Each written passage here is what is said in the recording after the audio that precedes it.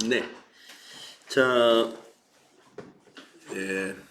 지난 시간에 이어서 이번 시간에는 여러분 교재에 손익계산서 장부의 마감,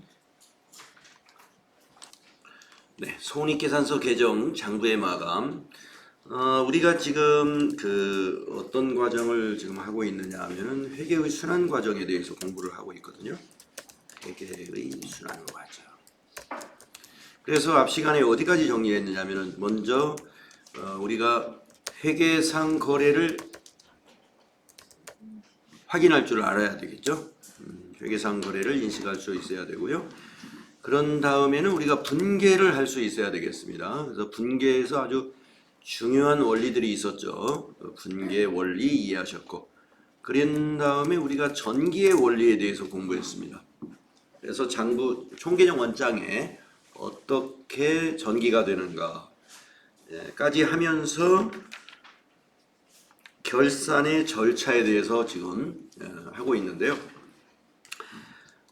여기까지의 작업은 우리가 회계연도에 일상적으로 하고 있는 작업입니다. 일상적으로 하고 있는 작업이고요. 기말이 되면은 우리가 이제 결산을 한다 이거죠. 그래서 우리가 결산을 하는데 여러 가지 절차가 있는데, 수정전 시산표를 만들죠. 수정전 시산표. 어제 우리가 시산표 한번 만들어 봤지 않습니까? 전개한 결과를 가지고 원장을 전부 모아놓으면 그게 시산표입니다. 그리고 이 시산표라고 하는 것은 원리가 분계나 전기가 잘 되었는가, 그죠? 그것을 확인해 보는 그런 역할을 합니다. 그리고 하루하루를 점검하는 것은 일계표이고, 월 단위로 해보는 것은 월계표죠. 우리가 결산 때 해보는 것은 시산표. 그리고 시산표의 종류는 합계시산표, 잔액시산표, 그리고 합계잔액시산표가 있는데, 우리가 지금 컴퓨터 프로그램에서는요, 합계잔액시산표로 만듭니다. 네, 과거에 이제 손으로 할 때는 조금이라도 시간을 절약하려고 잔액만 알면 되니까 합계는 생략하고 잔액만 기록해서 만들게 되면 그게 이제 잔액시산표라고 했던 거죠. 근데 지금은 이제 회계 프로그램이 시산표를 만들어주기 때문에 합계잔액시산표 만들고 있다, 이렇게 보시면 되겠습니다. 그래서 지난 시간에 우리가 시산표까지 만들어 봤어요. 그런 다음에 이제 수정전 시산표니까 우리가 결산 수정 분계, 즉 회계를, 결산 회계를 좀 해야 돼요. 그런데 우리가 지금 일반 분계도 지금 이제 배우고 있는 단계이기 때문에 결산 수정 분계는 좀 뒤에 가서 해볼 거예요. 그래서 우리가 여기 순환 과정을 이해하는 단계에서는 결산 수정 분계라는 게 있다. 예, 있는데 뒤에서 우리가 공부할 거다. 이 정도 알고요. 결산 수정 분계를 하고 나면은 이제 수정 후 시산표를 만든단 말이에요. 그래서 우리가 결산 수정 분계를 우리가 실습할 때 안 했기 때문에 수정전 시산표나 수정 후 시산표가 현재 같은 내용으로 우리가 실습을 해봤습니다. 그래서 여러분들 그 실습지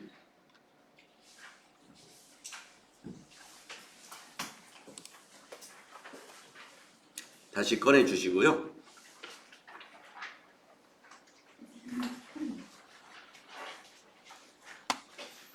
네, 실습지에서 이 합계잔액 시산표 여기까지 우리가 만들어 본 거예요. 그래서 오늘은 이번 시간에는 거기 손익계산서 개정의 장부 마감 요 부분부터 해보는데요. 손익계산서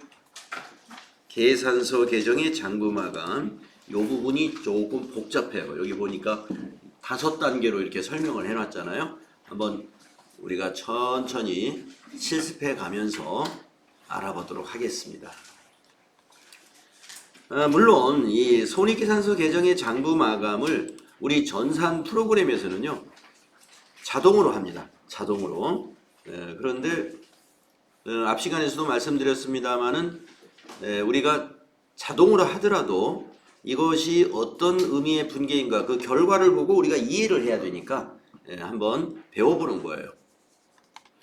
자, 손익계산서 계정이 뭐예요? 수익과 비용이란 말이에요. 네, 우리가 앞 시간에서 그 분계의 원리 하면서 네, 손익계산서 계정은 수익과 비용, 재무상태표 계정은 자산부채 자본이다. 이거 굉장히 큰 묶음이잖아요. 그거 여러분 지금쯤은 이제 알고 계시죠. 그래서 여기 손익계산서 계정의 장부 마감이다 하는 말은 수익과 비용 계정을 마감하는 거예요. 그러니까 우리가 이제 간단히 지난 시간에 6개의 거래를 입력했는데 그 중에 수익과 비용 계정은 한 2-3개밖에 없어요. 그걸 이제 마감을 할 거예요. 생각나는 게 급여 생각나고요. 이자 수익이 있었던가요? 하나? 이자 수익? 네. 그리고 수수료 수익인가 하나 있었던 것 같아요.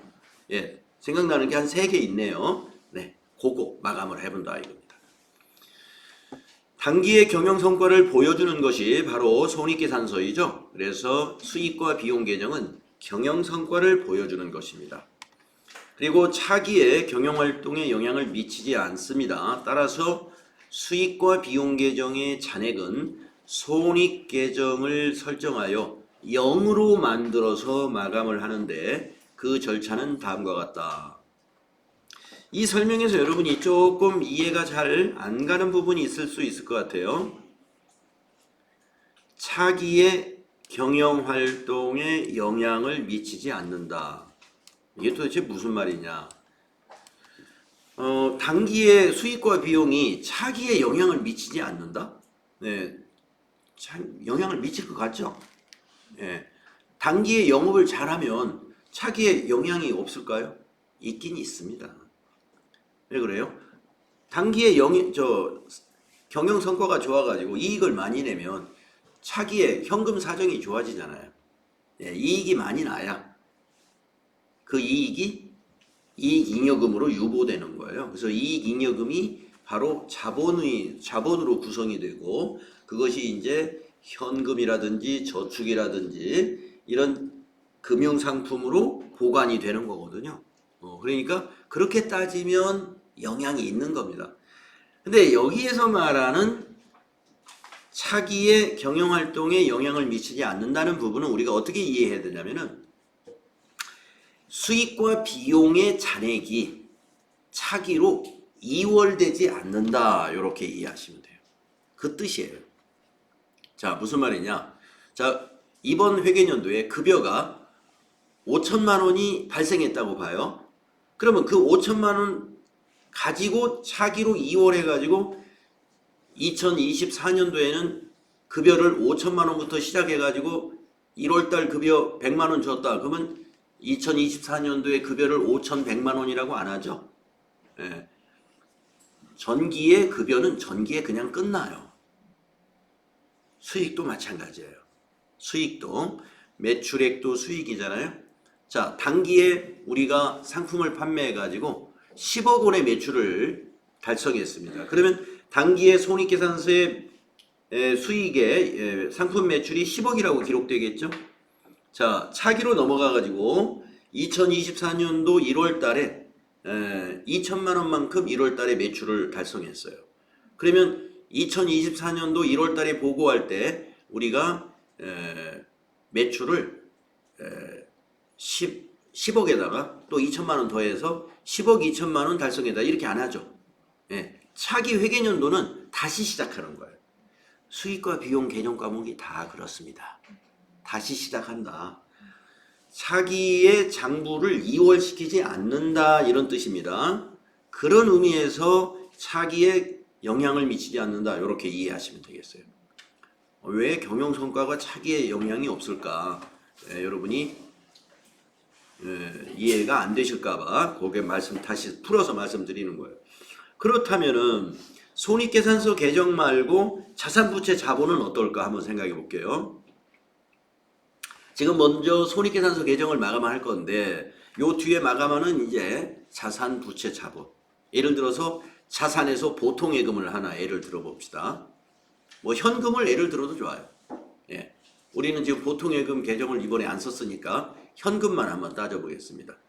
지금 우리 장부에 만약에 2023년도 장부에 현금 잔액이 70만 원 있다고 한번 가정을 해볼게요.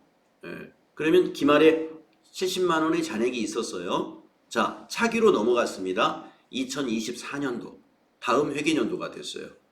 자, 다음 회계년도에 1월 달에 상품을 팔아가지고 현금이 10만 원이 입금이 됐어요. 그러면 우리가 1월 달에 현금 잔액을 10만 원이다 이렇게 보고하나요? 차기에 70만 원 넘어온 것도 지금 2월이 된 거죠. 그래서 1월 달에 그 현금 잔액은 71만 원으로 보고되는 거예요. 아까 수익 비용하고 다르다 이거죠. 예. 아까 비용에서는 급여를 보고할 때 전기의 급여에다가 플러스 안 시키죠. 24년도에는 1월달 급여부터 다시 시작한다 이런 얘기입니다. 수익도 마찬가지. 1월달에 매출액을 보고하는데 전기거에다 플러스 하지 않는다 이겁니다. 수익과 비용은. 그런데 자산 생각해 보시라고 그랬죠. 아까 현금. 전기에서 전기 기말에 70만 원의 잔액이 있어요. 1월 달에 사업을 해가지고 10만 원이 입금됐어요. 그러면 우리가 1월 달에 보고할 때 현금 10만 원입니다. 이렇게 안 한다 이거죠. 현금이라는 자산을 80만 원입니다. 이렇게 보고해요. 그 80만 원의 내역은 전기에 이월된 10만 원, 70만 원에다가 1월 달에 입금된 10만 원 이렇게 장부가 만들어지죠. 그래서 자산부채 자본은 차기의 경영활동에 영향을 준다 이렇게 말을 합니다. 자, 그렇게 이해를 해주시고 따라서 그러면 우리는 이제 회계 장부를 꾸미는 사람이니까 회계 장부에서 어떻게 해야 되느냐? 차기에 영향을 미치지 않게 하려면 수익과 비용을 0으로 만들어야 되지 않느냐 이거. 0. 예. 지금은 0이 아니에요. 여기 보시면 우리 장부가 자, 이자 수익 5만 원. 자, 이자 수익 계정은 대변 계정이기 때문에 대변에 지금 5만 원의 잔액이 있단 말이에요. 그러면 이 5만 원의 잔액을 0으로 만들려면 어떻게 할까요? 동일한 금액을 차변에다 기입해 주면 0이 돼 버려요. 차변에 동일한 금액을 입력하면은 보시다시피 여기 합계잔액 시산표에 만약에 이자 수익 지금은 잔액을 5만 원으로 기록되어 있지 않습니까? 만약에 여기 차변의 합계에도 5만 원을 입력하게 되면은 차변 합계 5만 원이고 대변 합계 5만 원이 되니까 이 잔액은 이제 없어져야 되는 거예요. 그런 작업을 해야 된다는 겁니다. 네. 그러려면 뭔가 수단이 필요하겠는데 그 수단으로 우리가 뭘 만들었냐 하면은요. 손익이라고 하는 계정을 설정할 거다 이런 얘기예요. 손익이라는 계정을 설정할 거다. 네. 손익이라는 계정 과목을 하나 만들 거다 이런 얘기입니다. 그리고 이 손익이라는 계정은 집합손익이라고도 해요. 집합손익 같은 의미예요. 손익과 집합손익 계정 과목에서는 같은 뜻인데요. 이것은 임시계정이라고 그래요. 임시계정. 예. 어느 순간 갑자기 만들어져요. 그리고 제로가 금방 돼버려요. 예. 그래서 나중에 이제 여러분이 저하고 같이 프로그램을 실습할 때 그걸 제가 확인시켜 드릴 거예요. 오늘은 이제 종이에다 합니다만은 프로그램에서는 없었던 계정 과목이 갑자기 생기긴 생겼는데 잔액이 없어요. 순식간에 다른 계정으로 대체가 되고 잔액은 없어져 버립니다. 그래서 이런 것을 우리가 임시 계정이다. 임시로 잠깐 만들어지는 겁니다. 자, 그 손익 계정이 필요한 것은 뭐예요? 수익과 비용의 잔액을 0으로 만들기 위한 절차상 필요해서 만들어주는 겁니다. 자, 그러면 이제 순서를 한번 따져보겠습니다. 그래서 우리가 장부를 제가 여러분에게 이렇게 만들어 드렸어요. 총계정 원장 페이지에 보면은 밑에 손익이라고 T계정 하나 만들어 놨죠? 그려 놨죠? 이거를 지금 준비해 놨습니다. 이것은 수익과 비용 계정을 마감하기 위한 임시 계정이다. 그러면 이제 요 계정을 이용해서 어떤 그 분계가 필요할 텐데 그 분계가 어떤 분계가 필요한지 보겠습니다. 자, 1번 손익 계정을 만들었습니다. 설정한다. 자, 두 번째 2번 수익 계정의 잔액을 손익 계정의 대변으로 대체한다. 자, 수익 계정의 잔액은 대변에 있는 거죠. 수익 계정의 잔액이 대변에 있어요. 그래서 그 수익 계정에 여기 지금 차변에 수익 계정이라고 했지 않습니까? 예. 수익 계정 차변에다가 금액을 입력하는 거예요. 그리고 손익 계정 대변으로 대체하기 위해서 대변에 손익이라고 분계를 하는 겁니다. 차변의 수익 계정, 대변의 손익이라는 계정 과목으로 이러한 분계를 해주는데 이 분계는 왜 필요하냐? 아까 말씀드린 대로 잔액을 0으로 만들기 위해서 수익의 잔액을 모두 손익의 대변으로 대체시킨다 이거예요. 손익의 대변으로 대체시킨다. 그러니까 수익 계정 대변에 있는 것을 손익 계정 대변으로 가져갈 거예요. 가져가려면 우리가 모든 장부는 분계에 의해서 만들어지는 거예요. 네, 분계. 그 전표를 만들어야 된다 이겁니다. 그래서 이 전표를 만들겠습니다. 이 분계를 할 거예요. 그래서 이 분계를 하기 위해서 수익 계정이 몇 개가 있는가 한번 보도록 할게요. 자, 이자 수익이 있네요. 이자 수익 5만원 있습니다. 그 다음에 수수료 수익이 있네요. 8만원이 있습니다. 그러면 우리가 분계를 어떻게 할 거냐면 차변에다가 이자 수익 5만원, 수수료 수익 5만원, 아니죠 8만원. 그리고 대변은 손익 5만원, 손익 8만원. 이렇게 분계할 거예요. 예, 지금 이 교재에서 그걸 설명하고 있는 거예요. 차변의 수익이 뭐예요? 이자 수익, 수수료 수익 이거예요. 대변의 손익, 아까 만들어 놓은 손익 계정. 이 분계에 의해서 대체가 되는 겁니다. 자, 그러면은 우리가 분계를 어디다 쓸 거냐면요. 칸을 만들어 놨어요. 밑에다가. 여기 합계잔액수함표 밑에다가 4번에다가 만들어 놨어요. 수익 계정을 손익으로 대체하는 분계를 여기다 써봅시다. 이렇게 여기다 써봅시다. 왼쪽이 차변, 오른쪽이 대변이죠. 여기다 두 줄로 쓸 거예요. 이렇게 지금 우리가 수익이 두 가지니까 요거 두 줄로 작성을 하겠습니다. 두 줄로. 그러니까 여기 첫 번째 줄에는 이자 수익이었나요? 이자 수익 5만원, 대변에 손익 5만원. 그 다음에 두 번째 줄에는 수수료 수익 8만원, 대변에 손익 8만원. 이렇게 분계하십시오. 네. 자, 입력하겠습니다.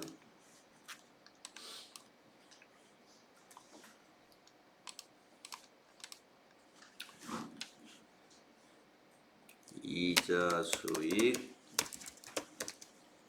5만원이었죠. 수수료 수익 8만원이었죠. 대변에는 두 개가 다 손익 5만원, 또 손익 8만원. 이렇게 전표를 만들어야 돼요.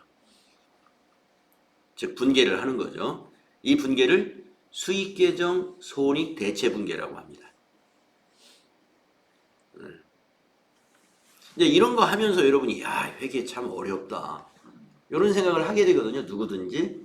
네, 그러니까 요거는 차차 이해를 해도 되긴 됩니다. 그런데 지금 우리가 지금 해보는 실습이 회계의 순환 과정을 이해해 보는 거니까, 예, 마침 설명도 교재에 나와 있으니까 직접 한번 해보는 게 좋아요. 이걸. 그래서 이런 분계를 한다. 근데 여러분이 나중에 실무 프로그램 써보면 이런 분계를 여러분이 전표를 입력하지 않고 자동으로 만들어지는 걸 여러분이 보게 된다 이걸. 그때 볼 때 이 전표 내가 안 만들었는데 이게 왜 만들어졌지? 그런 생각을 안 한다 이거죠. 우리가 해봤기 때문에 아니까 이게 그 전표구나. 응? 이해하시겠죠? 그리고 저쪽 대변은 말이죠. 굳이 저렇게 두 줄로 안 써도 됩니다. 같잖아요? 개정 과목이. 그러니까 하나로 손익 13만 원. 우리 전산 프로그램에서는 그렇게 기록이 될 거예요. 그러니까 여기 차변에 지금 수익 개정 과목을 우리는 두 개만 예제로 다뤘습니다만은 만약에 이제 우리가 이제 뒤에서 실습하는 예제에 여기 지금 수익 중에 꼭 있어야 될 게 하나 빠졌어요. 만약에 우리 회사가 전자제품을 판매하는 회사다 그러면 저기 상품 매출 없을 리가 없죠. 예. 1년간 장사를 했는데 상품 매출이 하나도 없잖아요. 예. 우리는 지금 상품 매출 분계를 예제로 안 넣었기 때문에 지금 없는 거예요. 영업의 수익만 있어요. 영업의 수익만. 그래서 수익 개정 과목이 많지는 않습니다. 실제 실무에서도. 네. 어떤 기업이든 간에 수익 개정은 개정 과목이 많지는 않아요. 제품을 만들어 파는 회사는 제품 매출 하나 있는 거예요. 상품 파는 회사는 상품 매출 하나 있는 겁니다. 그러면 그것만 수익이냐? 영업 외적인 수익이 조금 있어요. 돈 빌려주고 만약에 이자를 받았다. 이자 수익. 예. 또 빌려준 것이 아니라 저축을 해도 이자가 발생하죠. 예, 이자 수익 그런 거 있고요. 그 다음에 이제 업무에 사용하던 부동산, 네, 업무에 사용하던 부동산, 건물이라든지 이런 것을 필요가 없어가지고 처분했다.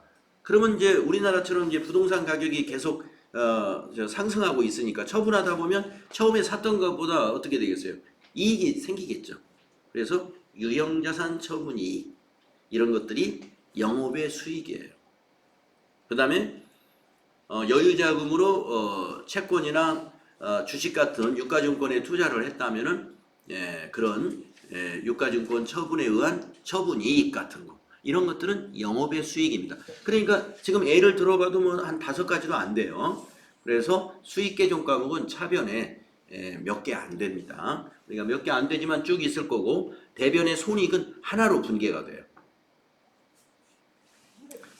요걸 전부 더해서 13만 원 이렇게. 그럼 여기서는 잠깐 헷갈렸던 게 그 손익계산서 저희 배웠던 대변 요소랑 상관없이 그냥 저거 자체가 차변에 둬야 되는 게 공식인 거죠? 네. 이렇게 해야 0이 돼요. 자, 그러면은 0이 되는 걸 보려면 요걸 전기를 해보면 이제 우리가 알게 됩니다. 요 분계가 꼭 필요하다고 했잖아요. 이 분계는 우리가 회계의 순환 과정에서 어떻게 돼요? 분계를 하게 되면 전기를 해야 되죠. 저 전표를 그냥 놔두는 게 아니에요. 저것은 반드시 장부에 어떻게 돼요? 옮겨가요. 전기. 그래서 이걸 전기를 한번 해봅시다. 자, 지난 시간에 우리가 전기하는 절차에 대해서 배웠단 말이에요. 자, 이자 수익 계정을 찾아가야죠. 이자 수익 계정. 이번에는 날짜는요, 여기 생략을 했습니다만은, 이러한 지금 우리가 이러한 분계는요, 전부 결산 분계예요. 그래서 날짜는 앞에 12월 31일로 쓰겠습니다.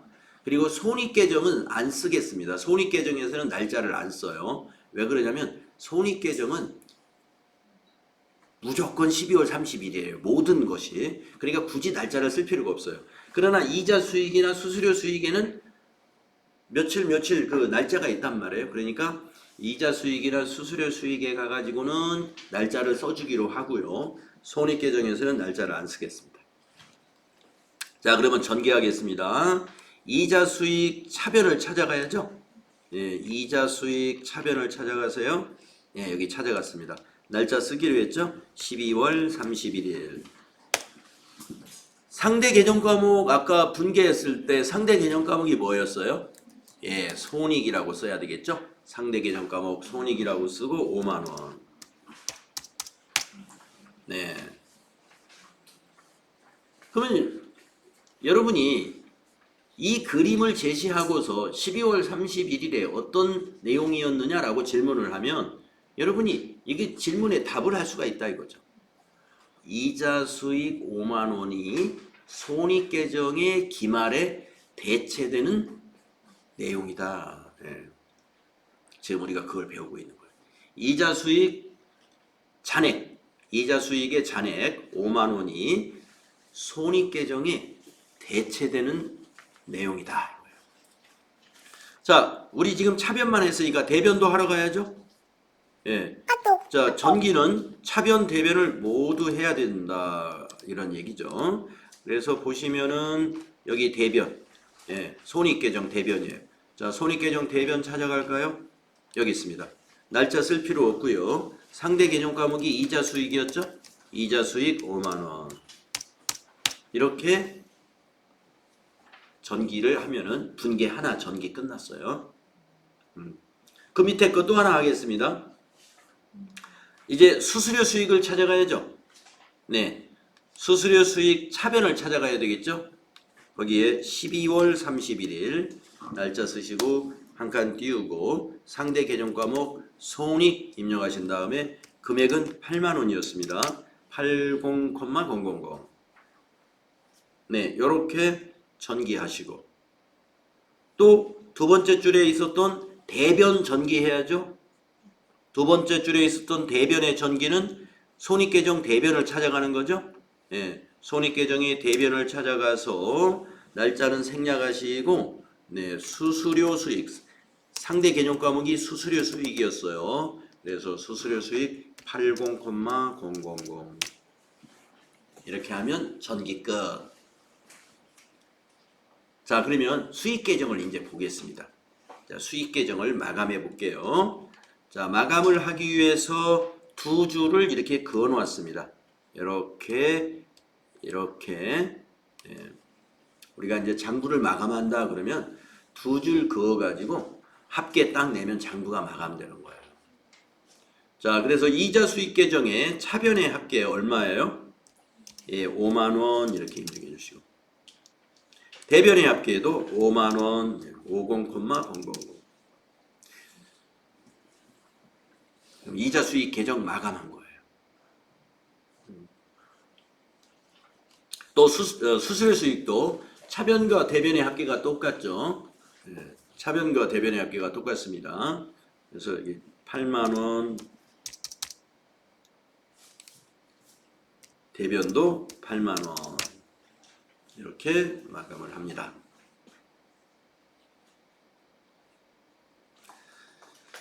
자, 그래서 지금 우리가 2번까지 했어요. 손익계산서 계정의 장부 마감에서 요 순서에서 2번까지 했습니다. 수익 계정의 잔액을 손익 계정 대변에 대체한다. 이때는 이러한 분계가 필요하다. 이걸 해가지고 지금 마쳤습니다. 이제 세 번째 거 해보겠습니다. 3번. 이번에는 비용 계정의 잔액을 손익 계정의 차변으로 대체해라. 비용 계정의 잔액은 차변에 있는 겁니다. 그 차변에 있는 잔액을 손익 계정으로 대체시켜라 이거. 손익 계정으로 가져가라 이런 얘기. 그때 필요한 분계는 이렇게 돼요. 차변이 손익, 차변이 손익, 손익 계정 차변으로 가져가니까 대변은 비용. 그 비용이 보험료면 보험료를 말하는 거고 그 비용이 복리후생비면 복리후생비, 급여라면 급여, 여비교통비면 여비교통비 그 개정 과목을 말하는 거예요. 근데 우리가 그 앞에서 분계를 연습할 때 비용을 하나밖에 사용 안 했어요. 그거 하겠습니다. 자, 그러면 우리가 지금 이 급여가 비용이에요. 요거 하나예요. 네. 급여가 지금 차변에 비용의 잔액이 지금 3만 원입니다. 당기에 3만 원의 비용이 급여라는 비용이 3만 원 발생했던 거예요. 그러면 이제 대체하는 분계를 여기다 칸을 만들어 놨습니다. 비용 계정을 손익 대체 분계하는 분계를 이 자리에다 써보자. 자, 수익 계정은 두 개였기 때문에 이렇게 했습니다만은 비용은 하나니까 그냥 한 줄로 이렇게 써주면 되겠습니다. 차변의 손익 30,000 대변의 급여 30,000 이러한 분계가 필요한 거예요. 이러한 분계.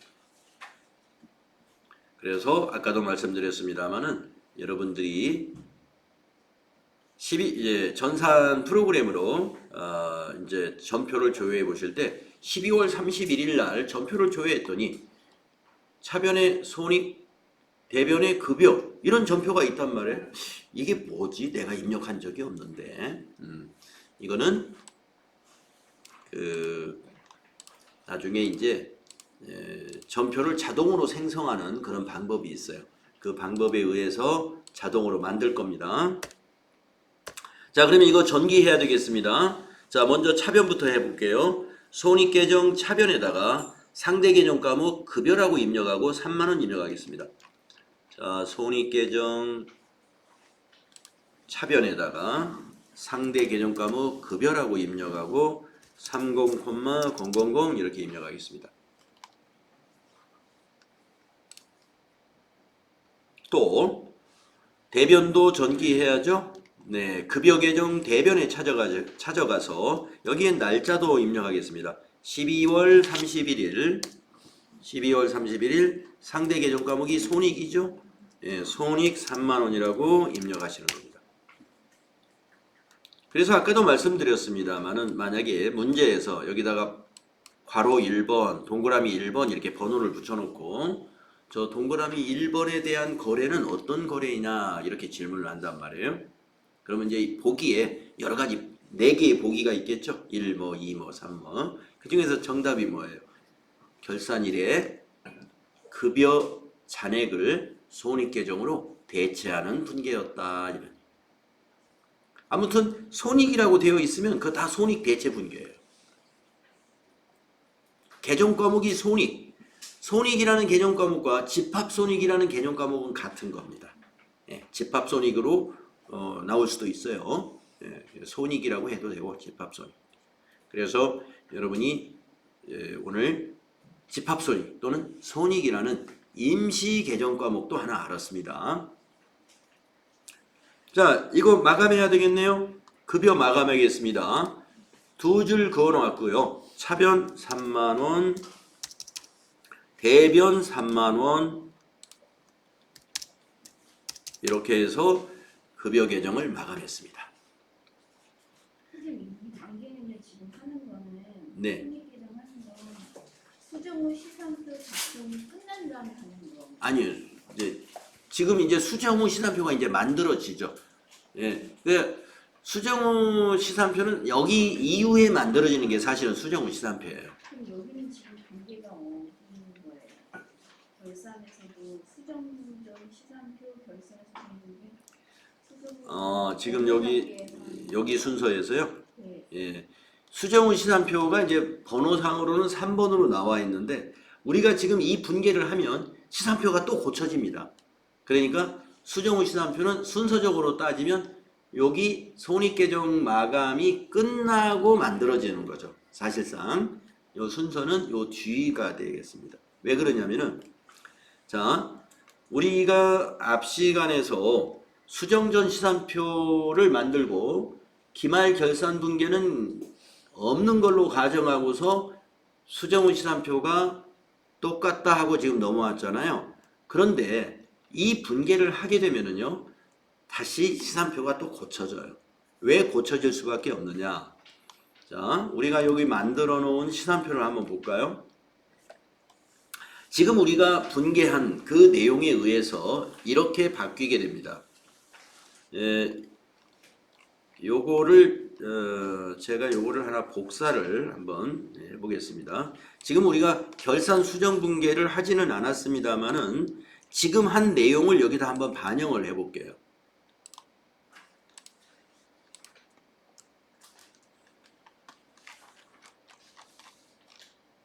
한번 이쯤에다가 제가 넣어보겠습니다. 자, 요게 이제 여러분들이 지금 앞 시간에서 입력해 놓은, 작성해 놓은 수정전 합계 잔액 시산표입니다. 이게 수정전. 근데 이게 수정으로 지금 분계를 여기서 한번 반영을 해볼게요. 자, 여기서 지금 변화가 일어난 게 뭐냐면 이자 수익, 수수료 수익, 급여의 변화가 일어났어요. 그렇죠? 우리가 지금 이 손익 대체 분계를 하기 전까지는 이자 수익의 합계는 대변에만 있었습니다. 그런데 지금 현재는 차변에도 합계가 있죠. 이렇게 되면서 이게 0이 돼요. 예, 없어진다 이거죠. 0. 마찬가지로 지금 했던 분계에 의해서 수수료 수익의 차변에도 8만 원이 합계가 발생했습니다. 그러므로 대변에 요 잔액 없어집니다. 없어지고요. 급여도 마찬가지. 우리가 지난 시간에는 급여의 잔액은 차변에만 있었어요. 합계가 차변에만. 오늘 이 시간에 대변에도 합계가 생기게 됐어요. 그러므로 대변의 합계 없어집니다. 그리고 무슨 변화가 생겼냐면은 없었던 손익계정이 하나 만들어졌습니다. 손익계정이 하나 만들어졌어요. 그래가지고 지금 손익계정이 아직 마감은 안 됐는데 조금 있다가 이제 마감을 할 거예요. 지금 손익계정에는 손익계정 차변에는 현재 급여가 3만 원, 차변에는 이렇게 3만 원, 대변에는 13만 원 이렇게 와 있죠. 그래서 손익계정의 잔액이 10만 원 현재 이 상태로 되어 있는 겁니다. 그래서 지금까지 분계한 내용을 반영하면 이렇게 되는데 조금 있다가 손익계정은 이제 요 분계가 하나 더 남았거든요. 다음 절차가 좀 남아 있어요. 이렇게 되면은 손익계정도 잔액이 없어져요. 요 10만 원이 어디론가 가게 됩니다. 그것을 여기다 이제 제가 반영을 해 드릴 거고요. 지금 제가 여러분에게 나눠준 양식에는 합계잔액 시산표를 하나만 그려놨기 때문에 여러분이 이걸 기록할 데가 없어요. 그래서 그냥 그걸로 보시고 나중에 이렇게 변한다 하는 거 제가 화면으로 보여드리고요.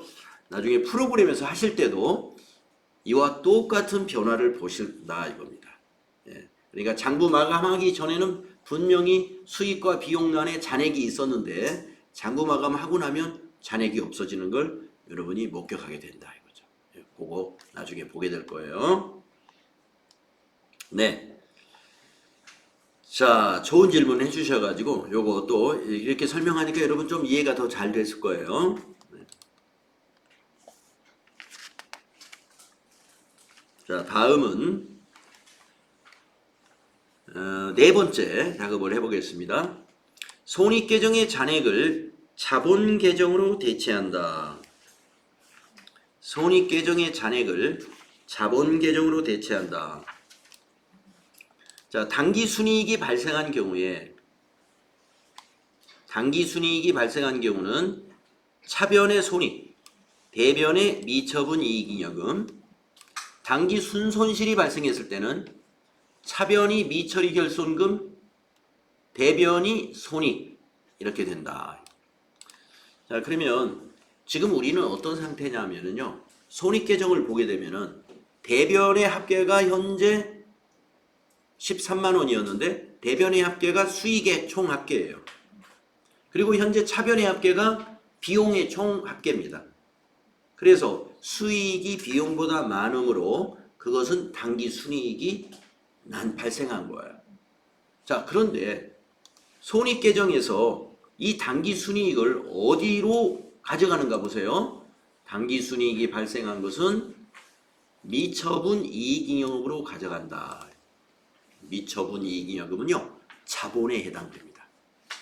이익잉여금이라고 하는 것은 여러분이 좀 들어보셨는지 모르겠어요. 회계 공부를 안 하셨다 하더라도 이익잉여금 혹시 들어볼 수도 있는데요.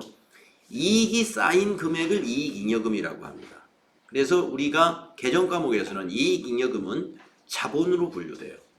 이익이 나서 쌓아놓으면 그게 법인의 자본이 되는 거예요. 자본 개정 과목입니다. 그러면 미처분 이익잉여금이라는 건 뭐냐? 우리가 이익잉여금 중에는 미처분된 거라는 것은 아직 어디에 사용할지를 결정하지 않은 상태의 잉여금이라는 거예요.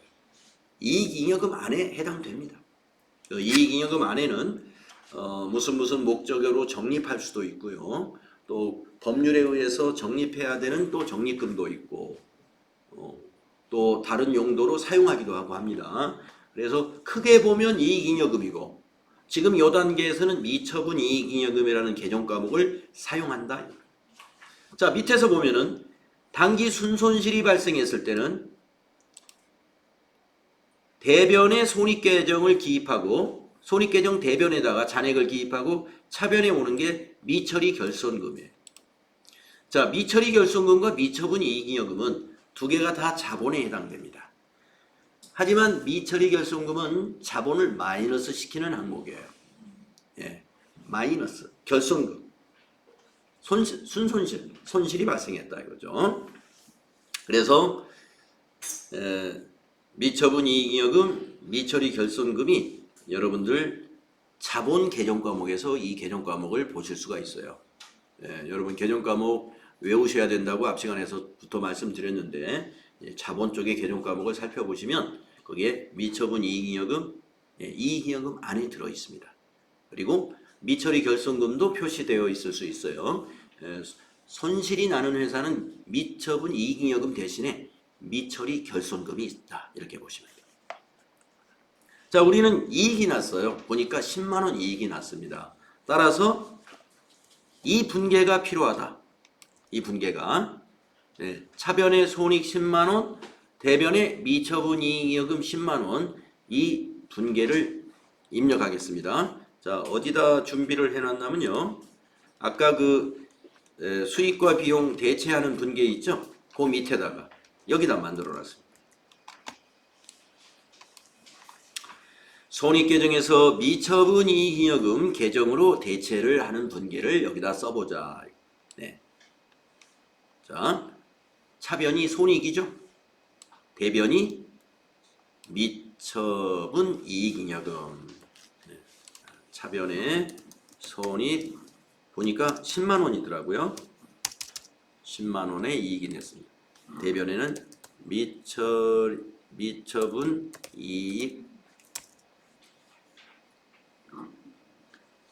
이익잉여금 10만 원. 자본에 해당되는 개정 과목이에요. 자, 그러면 이 분계를 했으면 어떻게 해야 돼요? 전기해야 되죠. 네. 그러면 손익계정 차변에 가겠습니다. 손익계정 차변 찾아가셔가지고 네, 그 밑에다가 미처분 이익 잉여금 10만원. 네.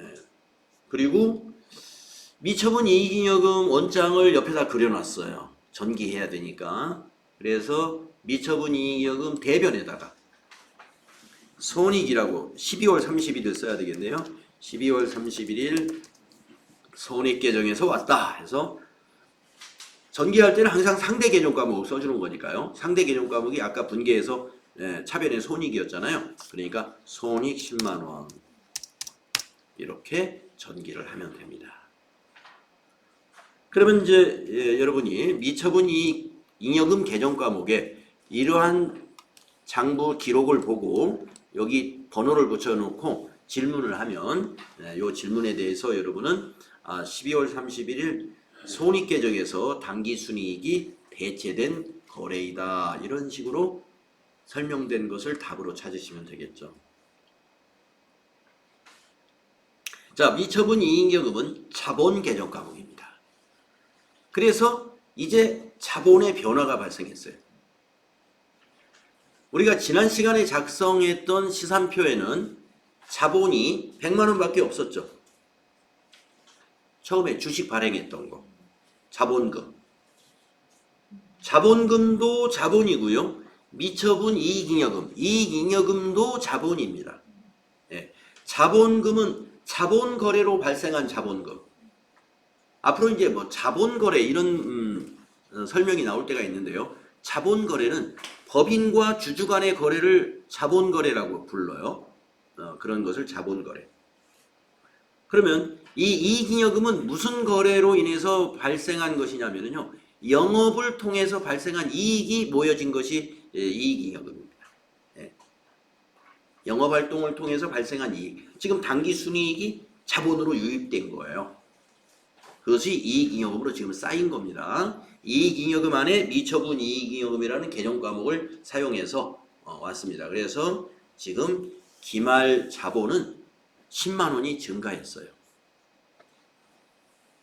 지금 장부 마감을 하고 보니까. 자, 그래서 제가 이제 시산표 제 거를 반영을 한번 해보겠습니다. 그러면 아까 여기 지금 작성하다가 이쪽으로 나왔는데 요거 보시면은 이 10만 원 이제 없어지죠. 예, 없어져요. 그리고 손익계정의 대변도 13만 원으로 바뀝니다. 그래서 손익계정도 잔액이 하나도 없더라 이거. 그래서 여러분이 나중에 실무 프로그램에서 요 작업을 할 때 제가 여러분에게 확인시켜 드릴 건데요. 손익계정이 있긴 있는데 항상 손익계정은 차변과 대변의 합계가 똑같아. 그리고 잔액이 언제는 없어요. 이게 뭐냐? 바로 이런 것 때문에 항상 잔액이 없어진다. 원래는 처음에는 잔액이 있었습니다. 근데 그 잔액이 어디로 가버렸어요? 미처분 이익잉여금으로 자본으로 넘어갔기 때문에 손익계정의 차변과 대변의 합계는 늘 이렇게 시산표에 가보면은 금액이 똑같이 돼 있어요. 네, 그래서 우리가 이렇게 하나하나를 수작업으로 이렇게 해보면서 그 결과가 왜 그 결과가 그렇게 보였는지를 우리가 나중에 여러분이 아시게 될 겁니다.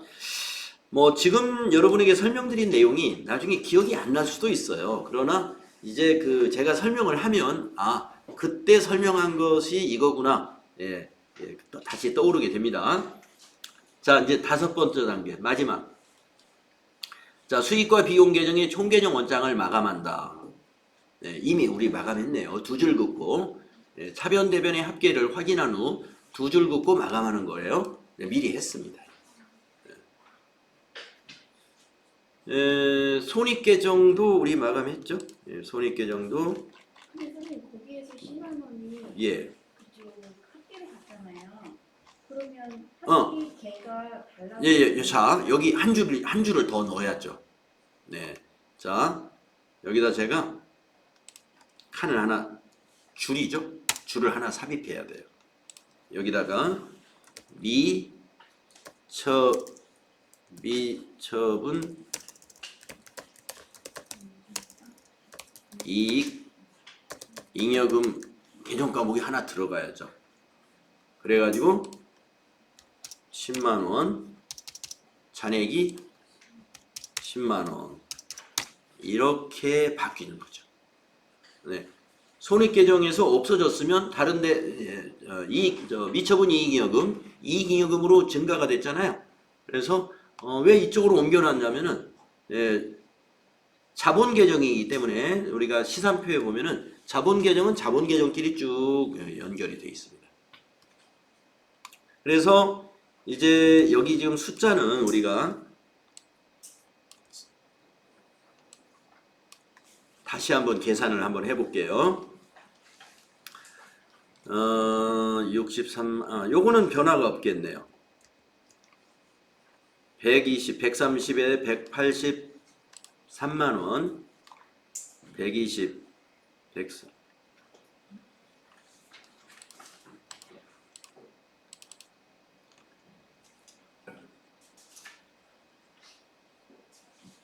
아니죠. 차이가 있죠. 여기 왜냐면은 급여가 차변 항목에서 급여가 빠졌으니까 여기는 180만 원이 될 거예요. 네, 180만 원 제 거 맞습니다. 그 다음에 여기를 한번 더 해볼게요. 차변의 합계 183만 원에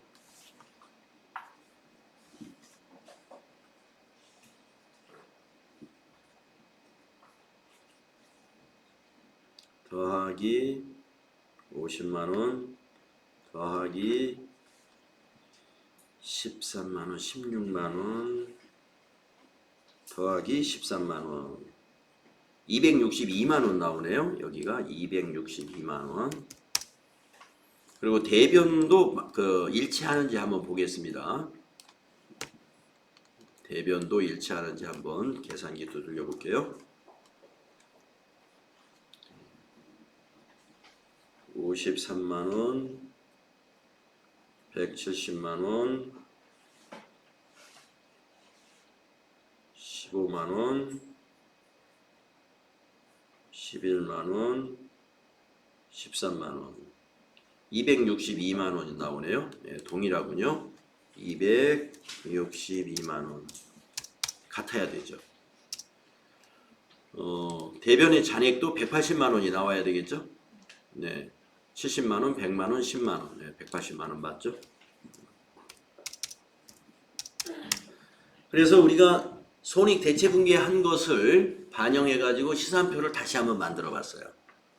만들어 보니까 검증이 되죠. 차변과 대변의 잔액의 합계와 합계의 합계는 서로 언제나 같다. 언제나 같다. 이걸 우리가 확인을 했습니다. 자, 지금 이 장부 마감에서 이 손익계산서 계정을 마감하는 게 다소 복잡해요.